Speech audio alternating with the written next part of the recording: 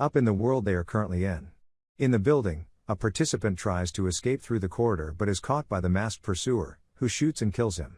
Another participant, terrified, steps outside the building's boundaries, crossing a laser, and dies instantly.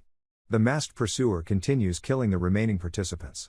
Ryohei notices that the pursuer only targets people directly in front of him and doesn't see anyone beside him. Ryohei shouts this observation to the other participants. The mysterious girl informs them of the pursuer's location so they can avoid him. When she spots him, she jumps from the corridor's railing and climbs a pipe to the floor above. With 8 minutes remaining, 7 out of the 13 participants are still alive. Ryohei sees a participant hiding from the pursuer, who is shooting at him from a distance. Ryohei helps him, bringing him to safety as the participant is paralyzed with fear. Karube, armed with a knife, plans to kill the pursuer and shows no fear. Ryohei and Karube team up with 2 other participants. The mysterious girl joins them and shares the information she has deduced. Ryohei and the girl try to open doors to locate the safe zone before the explosion. A participant tells Karube they will use the time when the pursuer is reloading his weapon to attack him. They sacrifice one of the participants, who is shot and killed by the pursuer. As the pursuer reloads, Karube attacks him, not giving him a chance, and stabs him in the back with a knife. However, the pursuer, armed with a sword, injures Karube, slashing his side.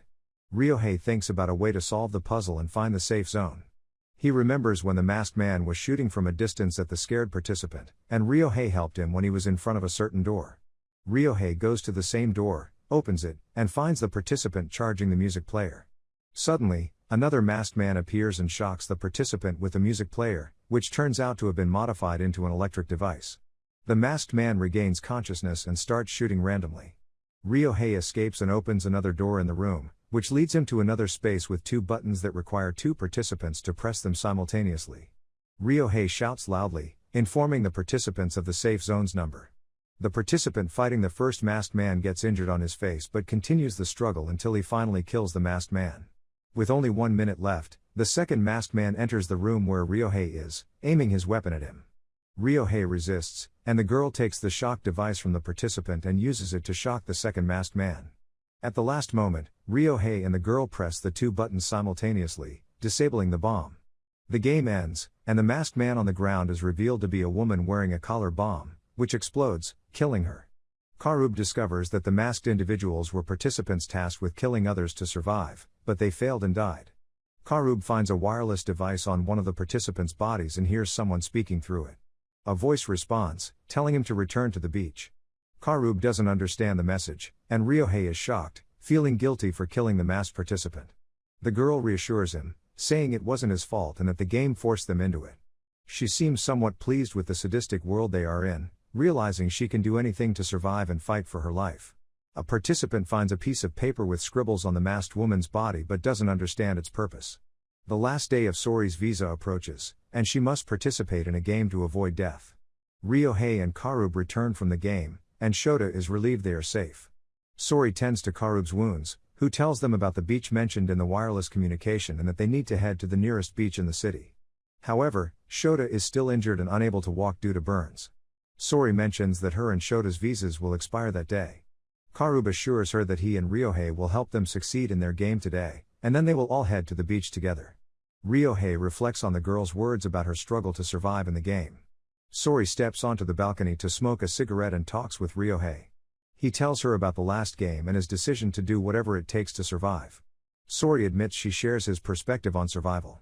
Karube visits the bar where he used to work and retrieves a wedding ring, thinking about his manager, whom he loves and wants to propose to if he survives the game. At night, the group waits for Karube to join them for the next game. Shota is uncertain about his ability to succeed in the game and is scared. The group heads to the game site, which is in a large area with trees. They find tools and equipment on a table, including weapons and 4 digital glasses with headphones. They receive mobile phones and put on the headphones, following the directions on the signs. The game's difficulty level is 7 hearts, which worries Ryohei and Karube because they know it will be a betrayal game. The game is a version of hide and seek. One of them will be the wolf, and the others will be sheep. Whoever the wolf encounters becomes a wolf as well. The objective is to hide from the wolf, and the last wolf at the end of the time limit will be the winner. The game lasts 15 minutes, and any sheep wearing a collar bomb will have the bomb explode at the end. This means only one of the 4 will survive, and the rest will die. Shota becomes the wolf, and the game begins.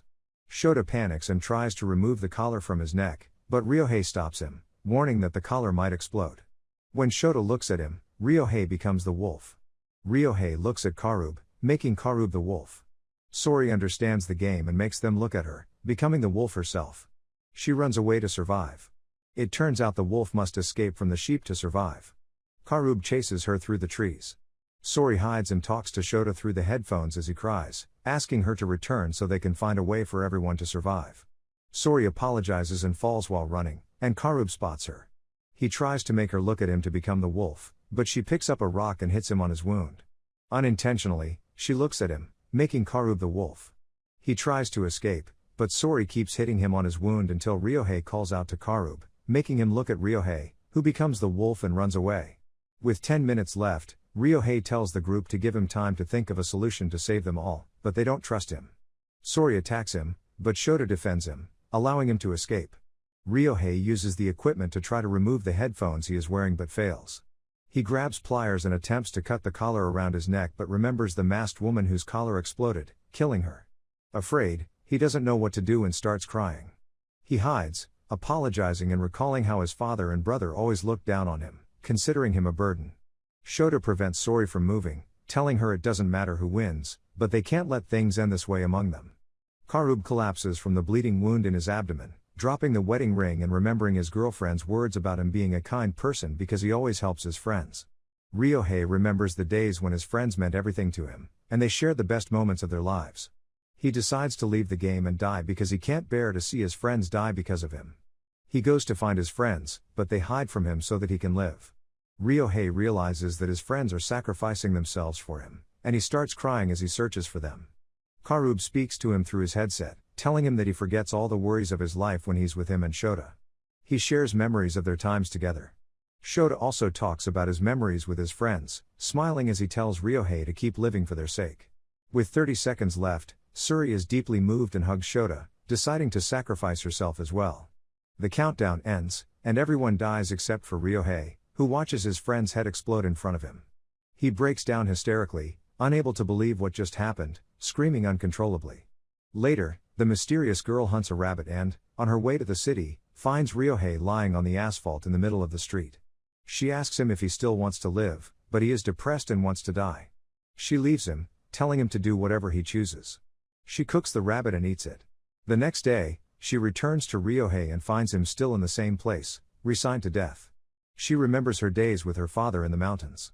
They were obsessed with mountain climbing all their lives together. One day, her father decided to climb a mountain alone, leaving her behind. The mountain had no oxygen, so he needed breathing equipment to climb it, but he disappeared, and no one knew if he died or where he might be. Even when mountaineers launched a search expedition, they couldn't find him.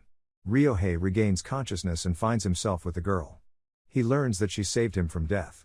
She gives him some of the food she cooked, and he asks her why she saved him. She tells him that his body shows he wants to live.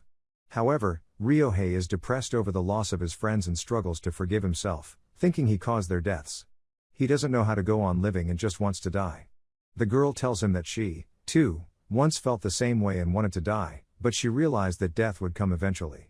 Until then, she decided to live and take care of herself. She tells him she cooked for him, so he should eat and do as she does.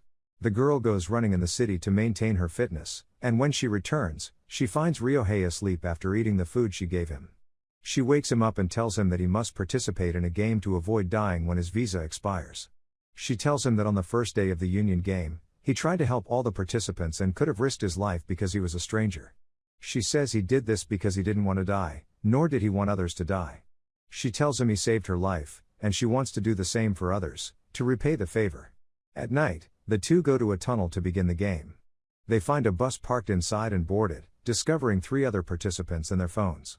The 3 participants tell them that having friends in the game is a burden that makes things harder. A voice from the phones announces that the game level is Territory 4 and the game is called The Distance. The rule is to endure and reach their goal within the specified time while staying safe. The game begins, and they have 2 hours. None of the participants understand the game or its rules. They see the number 0 on their phones and realize they have to run. One of the 3 participants tries to drive the bus, but it has no fuel, leaving them no choice but to run on foot. One of the 3 has an injured leg, and his friends suggest moving on without him since he won't be able to survive. He insists on his decision, even though his friends don't want to leave him behind. The four, along with Ryohei